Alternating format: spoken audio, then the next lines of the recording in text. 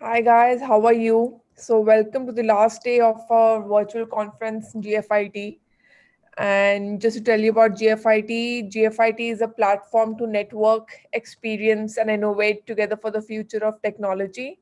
Here at Good Firms, we bring top IT players and pioneers under one roof to discuss technology and business. So, like any other business, you aspire to grow your business, gain new customers, and develop new services. But at the same time, you feel a certain uncertainty, right? I mean, everyone does. So, for our last day of our virtual conference, our speaker, Mr.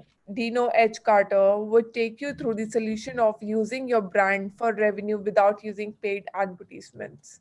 Mr. Dino H. Carters is a brand strategist, a consultant to many companies, wherein he has helped them in getting investments, getting them acquired, or getting them inbound inquiries. So, without any further ado, let's have Mr. Dino H. Carter for you.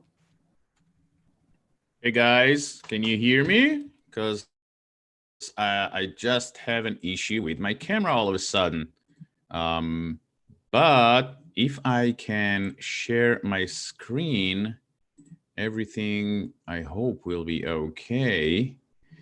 Well, I see that something is wrong with the video for some reason. Let me just try another try.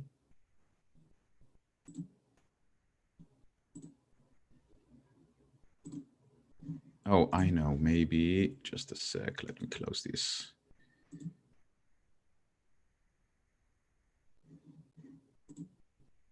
Hey, I knew that I will fix it. Technology, my God. So, how are you, everybody? I'm Dino H. Carter, and I say, let me share the screen and let's start.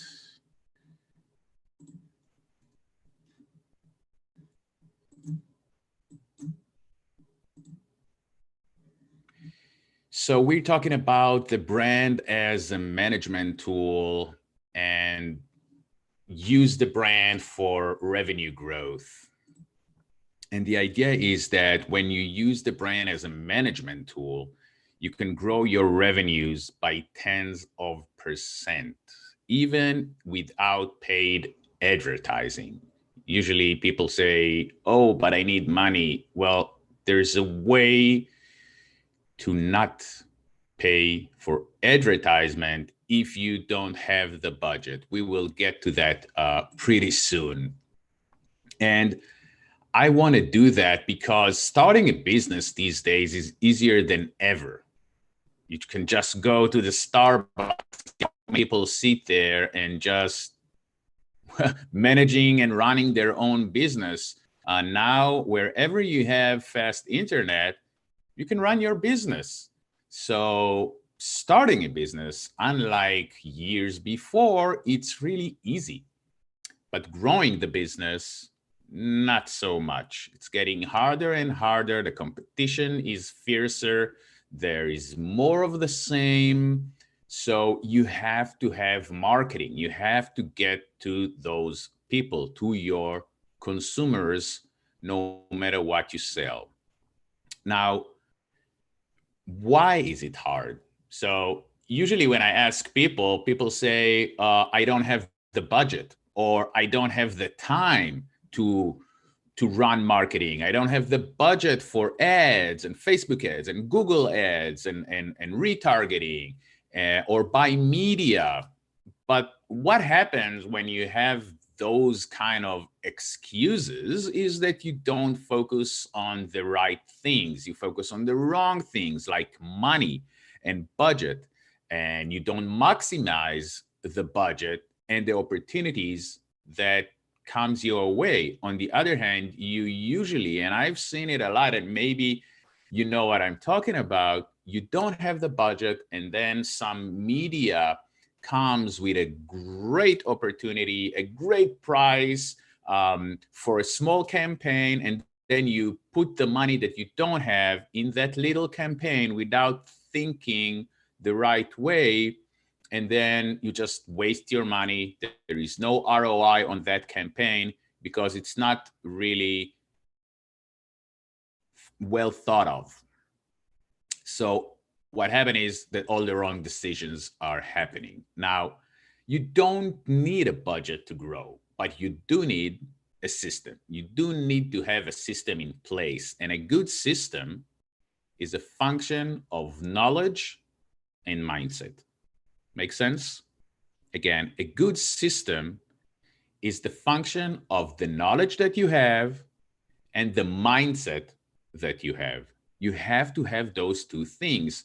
And after we will be done today, you will have knowledge and I hope the mindset, different mindset that what you thought or the different mindset that usually marketing guru sells, and you will be able to work and actually take the things that you learn here, I hope, and use them to grow your business this afternoon. Now, if you ask yourself, is this for me? So if you're a business owner, you already run a business and you want to grow this business, this is for you. You will learn the right way of thinking and create marketing that will actually grow your business, grow your revenues.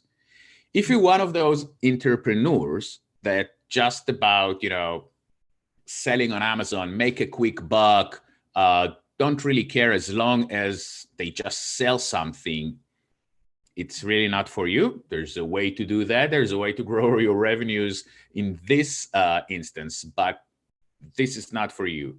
It is for you, again, if you're a business owner or a manager and you want to understand and in like 20, 30 minutes, understand what took me more than 20 years and what you usually learn after 3 or 4 years in college. So a bit about me. That's not me. I hope that you can recognize this guy. Well, this guy is Elon Musk, way before he was cool. That's when I started marketing. I've been in marketing for more than 20 years. These are the first days. You can see how big and massive the computer was back then. That's when Elon Musk launched PayPal. So we're talking about, I started way before that. So I'm very old and I've been in marketing for many years, way before fast internet, online, e-commerce, mobile commerce, and I've worked with big corporations and really small moms and pops, solopreneurs, small companies, and big companies. And I did it in 3 continents in completely different cultures, from Israel to England to the US. I worked with National Geographic. I did PR for Levi's. I worked with Alfa Romeo and did merchandising and licensing for MTV Europe and others. And during these more than 20 years, we saw that technology has changed and we saw that society has changed. We don't have the same technology that we had 20 years ago. The society has changed because technology has changed. Things are different and everything has changed, but marketing has not changed at all. And why is that? Because marketing is about people, not platforms. Now, when we talk about marketing, mainly these days, when everything is online, with COVID, you have to be online. If that's one lesson we all learned, is that even if you're not selling anything online, you have to be online. And at the end of the day, it all comes to drive traffic, convert the traffic, and retain those clients that you get. Because if that's not working, and if you're not able to establish driving traffic, convert this traffic to sales, and retain those consumers for retention, ongoing retention, you have no sales, no revenues. You're probably going to lose your business. And worse than that, you're going to feel like a failure. That's what usually happens. But the key to increase revenues is emotional connection. An emotional connection between you or your brand or your service or your company and the consumers and your target audience. And the way to do that is brand-focused marketing. What do I mean? I mean that all your marketing efforts, all your decision-making processes are all based on the brand. So what is a brand? So let me ask you this, and you can write in the chat box, what do you feel when you see these logos? When you see the Amazon logo, do you have some kind of a feeling? What exactly do you feel? What do you think about immediately when you see the Harley Davidson logo? You have a specific feeling. You have something that you immediately see. Right, everything right. Immediately you think about something. Great, Roxanne. Market giants, exactly. And you saw how fast you just wrote it in the chat. Immediately you saw it, and immediately you had something that you think about it. Rick, great. Coca-Cola and happiness, that's great. So the thing is that your brand is not your logo. Your brand is an emotion, a feeling, a concept, promise. Your brand is a vibe. You saw something and immediately you had some kind of a vibe. Immediately you had a thought in your head, a feeling in your gut, an emotion. So that is a brand. A brand is not your logo. A brand is not the name of the product or the name of your company. A brand is an emotion, a feeling. That's why when I say brand-focused marketing, everything is based on a feeling that you want to create in your target audience's mind or gut or heart. You want them to feel something. You want them to think something. And because you want them to feel something, you want to create a specific emotion in their gut or thought in their mind, you need to understand something very crucial.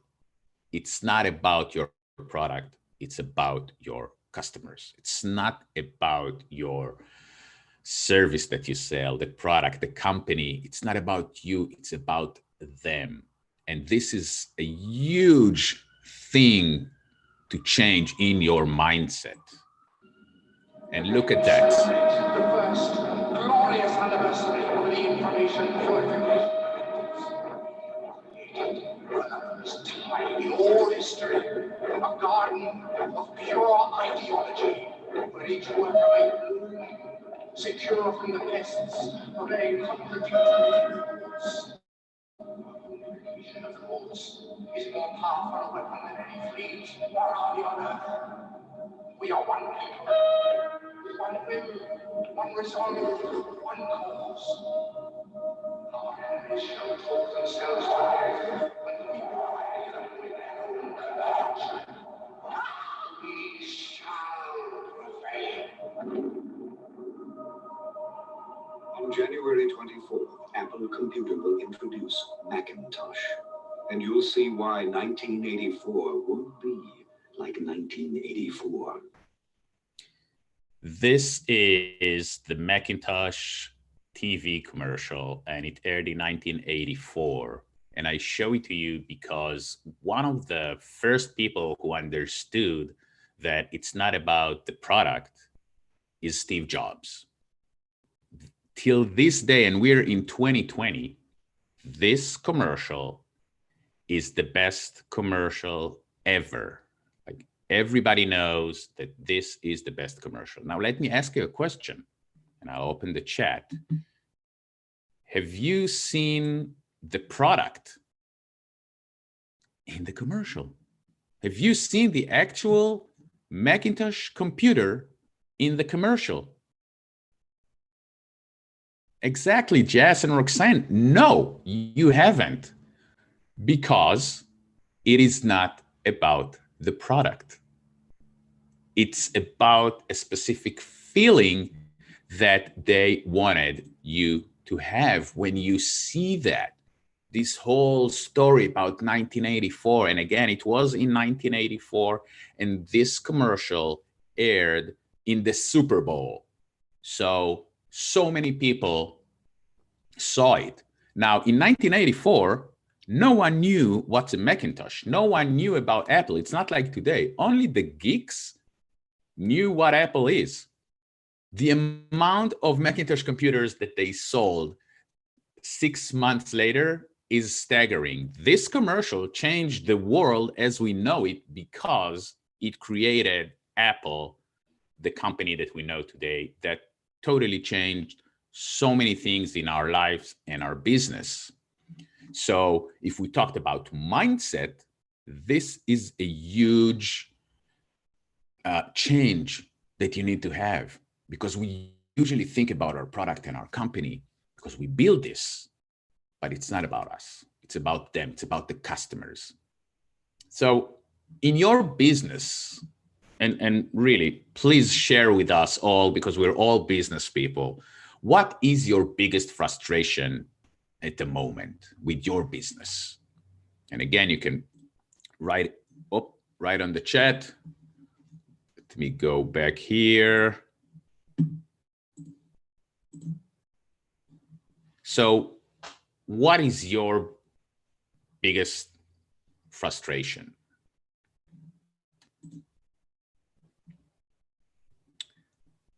Okay.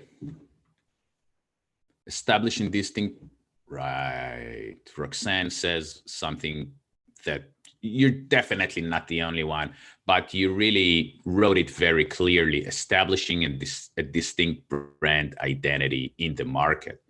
Because just like we said before, there is so much of the same. Leading the market to on top. Nice, Jess. So it's really hard because the competition is crazy. And when it comes to marketing, there's so many things. I'll throw a little number at you. Pretty much about 50% of all small businesses are run, the marketing is being run by the owner. Small businesses can be businesses of $5 million, okay? But still, the owner runs all the marketing. The owner doesn't have time and probably doesn't have enough knowledge runs the marketing. So understand that it's really hard, and 79% of business owners are overwhelmed by marketing.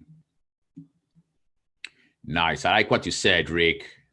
Linking a particular emotion with the product.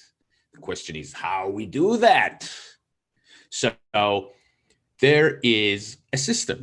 Everything has a system, and after 20 something years doing, everything I can or everything you can in marketing with so many different companies, I found out that there are things that I go through with all my clients, and that's the system of marketing. And it's processes that at the end of the day, they all depend on each other. Just like a building. What usually happens is that you do this and then you do that, but there's no system. There's no process to the chaos. So you need to have this system, and this system will always work, and it can be used again and again, regardless of the industry and the size of your business or the stage of your business. And I say that because marketing is all about trial and error, and business is all about cycles. So you will always need to use this system to find out what are the issues, what's holding you back, what's in your marketing is not right, and how you're going to fix it. For instance, I'll tell you a story. Arthur Repay was a client of mine in 2019. The owner Her name is Ashley. It was pretty much her, another developer.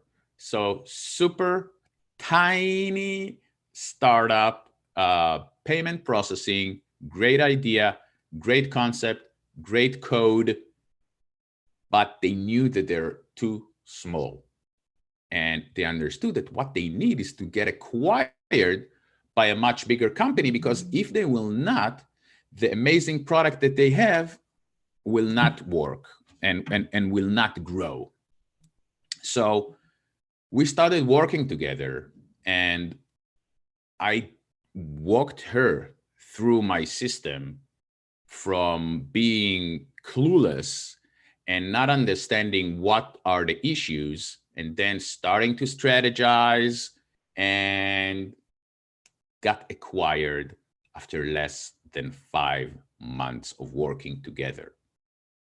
So this system can work, and it will always work. Now, some of the basic things that you need to understand when you go and try to get those connections and emotions and being the king of the market and grow your revenues are, first of all, what are the practices, and mainly online, mainly today, because there so much of your marketing growth happens online. What are the practices that actually make you lose money? Because you are probably leaving money on the table. And I see it with a lot of very, very big companies. I'm talking about really big companies. When I go and check, that's the first step. Where is the money? I see that they really leave money on the table because some of their practices, they don't do it right. And then you need to discover the data and understand the data, the traffic. You need to understand your customers. So many people don't know who their customers are. They don't understand where they come from. What's their demographics? What's their psychographics? What are the systems that you have? The market that you're in? What are your opportunities? What are the challenges that as a company you have? What you offer as a company, as a business to the market when it comes to solution? Where is your differentiation? You need to understand all that. And then when you take all that, you need to plan and strategize and map out how you're going to do it. From brand strategy, which most businesses don't have and don't do or don't understand, and we'll get to that, to marketing plan, marketing budget, content plan. All of those things has to be in place if you want to have the time to do that. If you want to see growth, if you just, throw pasta on the wall and see what sticks, that's not a good, not a good way to make pasta. After you do that, you need to fix all the things that are wrong. You need to build traffic drivers, conversions. How are you going to convert? How are you going to return? What practices in your system is going to retain your customers? Because retention is really, really great when it comes to return on investment. And why do I say it? Because getting someone to buy again is much easier, about 70% easier, than to get someone to buy for the first time. Convincing someone to buy for the first time, the percentage of that will work is about 5 to 30%. Convincing someone to buy again from you,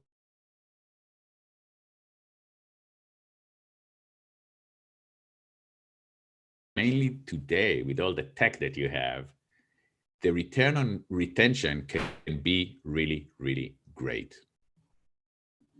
I see that the connection here is a little bit problematic.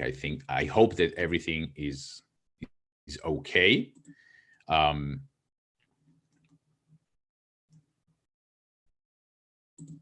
Great questions, I see. I can't wait for the Q&A session. I see really great question here. So after you created that and you fixed and you build, then you need to relaunch all those things, because usually you don't need to relaunch a full brand or a full website, but all those tweaks and revisions, you need to go again, go live again, go to market again after you made all those changes. See how it goes, improve on that, and repeat all the time. It's a cycle that once you know the system and the practices and everything that you need to have in place, you can always repeat it.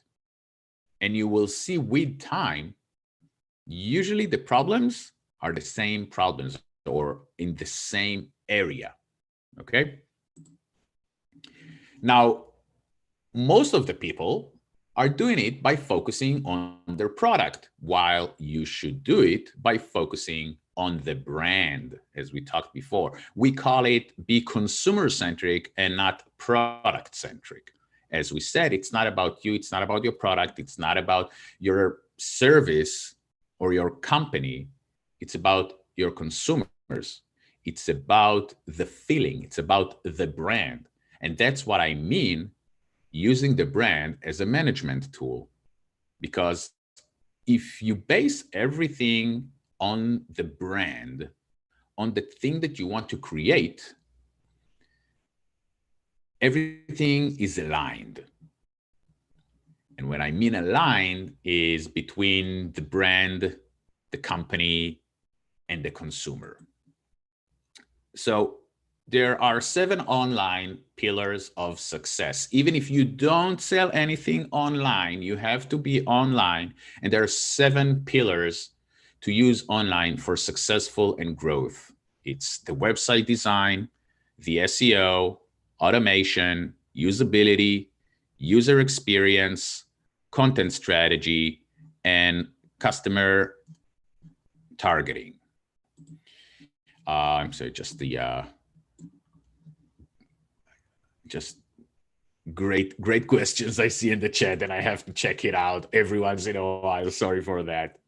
And by the way, this I will give you a link at the end so you can download this and use it and understand it, because I don't want to actually drill on each and every one of those things. But those 7 things are, you have to have these things tweaked. You have to have this thing as part of your system. If you have a website, and you have to have a website, that's like your Bible, those 7 things. And even if you have those things in place, that doesn't mean that they're working right. Now, the quickest way to make it right is based on the brand. Now, you need to discover your brand. Otherwise, how do you know to base it on a brand? And the fastest way and the easiest way, and you can actually do it in one afternoon, just get all of the stakeholders in a room. That's what I do with my clients. No phones, no internet, no computers, only people and a whiteboard. In one afternoon, you can discover the brand. This afternoon will make you so much money, you wouldn't believe it. So the W system is the system that we marketers use in order to discover the brand. And it's W because it's questions that starts with W. Who, what, and why. So who is the brand? Brands are like people. 100 years ago, it wasn't really important who is the brand because there was really not competition. 50 years ago, it started to happen. TV was huge, advertisement was huge. Things started to move in a more competitive way, and the big ones and the smart ones start to understand that a brand is just like people, and people getting connected to other people. So if you want to connect, you need to create a brand. So who is your brand? Not what is your brand. Who is your brand? And if we're talking about who is your brand, and brand is people, and you want to connect, so who do you sell to? you need to understand exactly who do you sell, who you sell to, who is your target audience. Now, this is one of the first questions that I ask when I start working with someone. And usually the question is, well, everyone, or everyone can use it. No. If you try to sell to everyone, you will end up selling to no one. You have to be focused. You have to understand who is the best target audience for this product, who I can help the most, who this brand and this brand values and who the brand is will resonate with, who are the people that it will work with. So you really need to understand, who do you sell to? And sometimes if things are not really well and you don't see growth, you might be barking at the wrong tree. You might just trying to sell to the wrong people. I work a lot with cannabis. So what we see a lot in the cannabis industry is that great products, great companies, trying to sell to a very specific target audience because that's who they think, who they want to sell to, because it resonates with them. That's who they are, and that's who they want to sell to. But they see that the sales are not there. For instance, tons of traffic, but not enough conversion, or not even tons of traffic. And when we see that and we start to understand and do surveys and research, we understand that they are trying to sell and focus on selling to the wrong people. So you need to change it. Great question is, what do you really sell? That's the what question in the W system. Because let me tell you, what the product that you sell is not what you're really selling. It's not what you sell. And again, let's go back to the Macintosh commercial. They don't sell a product. They don't sell a computer. Nike doesn't sell shoes. They sell excellence in sport. Okay? So the product that Nike sells is not what it really sells. So you need to think, what is that I really sell? I'm not selling a software. Okay? I'm selling a solution. I'm selling better life. Okay? Now, the features, the what. Have you ever seen a commercial for Pepsi or Coke that talks about the features of the product, that talks about the carbonation of the drink? No, never, never. Since the 50s, you don't see the features of the product. The features of the product might be really important for you. They might be really important later on the sale process, but they're not really interesting at the moment because it's not about them. It's about what the consumers think about the features, okay? And that brings us to maybe one of the most important questions. And this question you should always ask yourself when it comes to marketing, sales, branding, copywriting, sales processes, messaging. You need to understand why. Why should they buy your product? Why should they buy your services? Why should they use your product? And the answer is not the features of your product. There's a reason why. So you need to think, when you think about the features of the product, you think about yourself. And we said you shouldn't. You need to think about the consumer.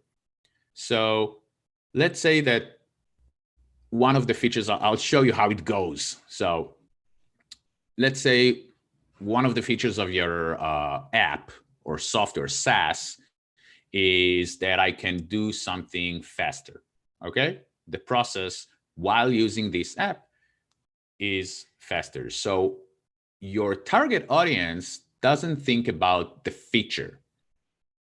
The way they think about it is, okay, so if I'll use it, it make me faster. If I'll be able to make my work faster, my boss will be happier with me. If my boss will be happier with me, I will make more money. If I will make more money, I will feel better about myself and I will have better life. If I will have better life, I will sleep better. If I will have better life and think better about myself, I will probably have a better sex life with my wife. Everything is about some result that happens in the consumer's mind. Now, the consumer doesn't really think about all those stages. The consumer think only about the last stage. What makes their life better? What makes them feel good about themselves? What makes them know or feel that other people think about them in a specific way? Look at this. So Toyota and Tesla, not the exact same thing. One is hybrid, one is electric, but it's pretty much the same thing, okay? It's pretty much the same product. It's not your regular car. Two complete different brands. Can you see that those are totally complete different brands? And these ads talk to completely different people and completely different whys. So the reason why someone will buy the Tesla is because it's fast and it's red and it's sexy. That is someone specific. They say performance with a clean conscience. So it's all about performance. It's all about being fast. So that's a specific why. People, someone who buys that, someone whose this ad is target at, wants people to see that he has a Tesla, and it means a lot about him.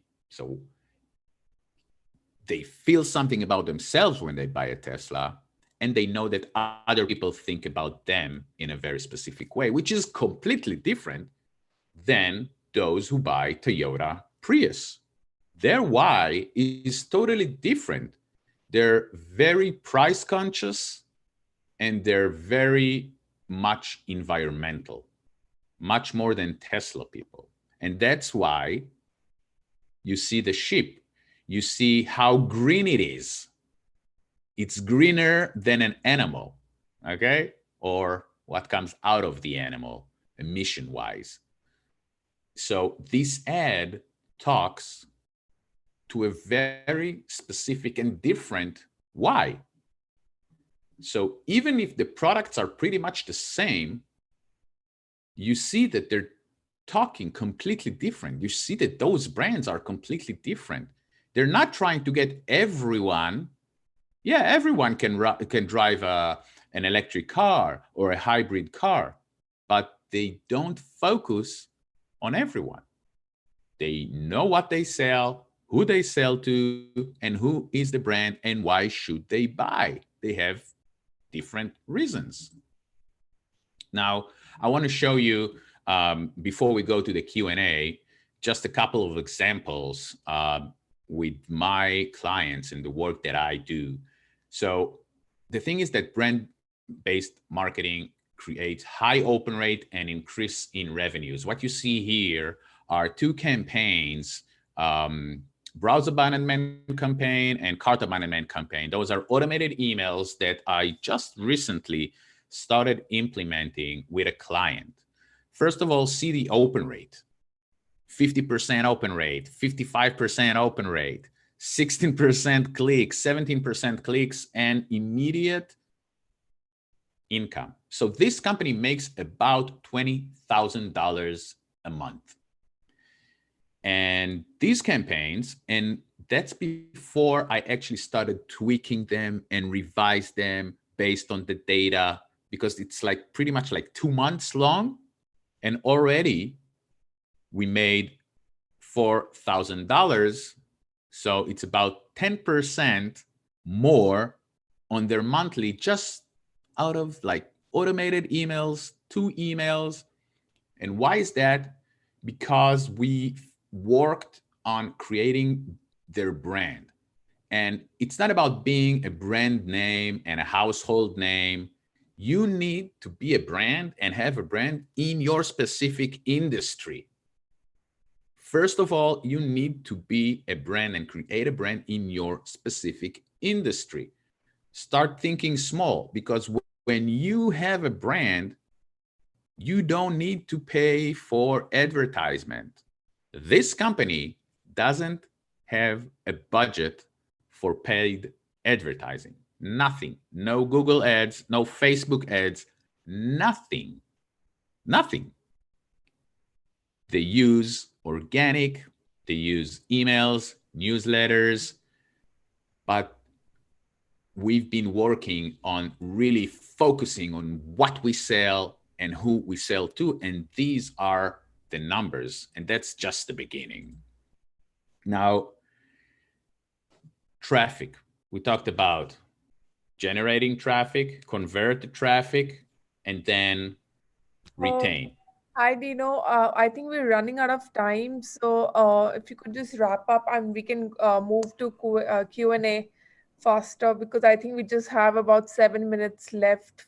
I would love to. So Yeah. let me stop sharing, and then I can see the... Okay. So should I start with those open questions on the Q&A? Yes, yes, yes. Any 2-3 questions that you want to answer? Okay, so a great question for Anonymous. From Anonymous, political branding is a new term these days. Do you think this is effectively perceived as it should be? Actually, I've been asked last month about this question on a big marketing journal. And the idea is that, as we said, society has changed. So you have to take a stand, but it has to be aligned with your brand and your brand values. Again, who is your brand? If as a person, your brand would shut up and not talk politics, you shouldn't talk politics just because it's a trend. If as a person, your brand will support this or that, you have to support this or that. Just don't do things that are not aligned with those who buy from you. Let's see another. Do you really need to educate the market? Great question by Rick. Well, it depends. Sometimes, and I see it a lot in the cannabis industry, they are really into educating. Now, if someone else is doing a really great job educating the market, and you see that the market starts to really be educated, you shouldn't have to. You don't have to. It can be part of who the brand is. If your values and persona is an educator, you have to be the educator as a brand. So you have to create that kind of content. If it's not, forget about it, move on. But usually, mainly in IT, when you bring something new to the market and it's totally new, you will have to spend a lot of money and a lot of time educating the market. When marketers have started adopting sponsorship marketing and affiliates, paid marketing techniques, do you think that the conversational free... Oof, I'm sorry, this is a really long one. So it's like another half an hour of talking. And I do want to give you that link. Oh, that's a good one from Roxanne. How much time should one invest in identifying the needs of your target market to make your brand tick? Does it depend on the type of product service one is offering? It really depends on what you offer. And you should always put time and invest in identifying the needs, because people change, your brand change. The needs that you are solving right now might be totally different 5 years from now. And that's why this system is all about a cycle, because otherwise it will not work. Just quickly, I really want to give you in the chat that link so you guys can download that list of pillars. So I will put it in the chat here, and I'll do it for everyone, all panelists and attendees. So I'm pasting it right now, and you can all go to that link. Do we have time for another question? Sorry, unfortunately, no. I would love to. I think they can reach up to you from on your LinkedIn profile. Yeah. Yeah. And thanks for coming to our webinar and sharing your precious knowledge with us. I think our visitors really learned from what you are trying to convey about brands and marketing. So I'm happy thanks to. a lot, Dino. Sure Thank thing. you. Thanks for having me, and have a great day. Thank you.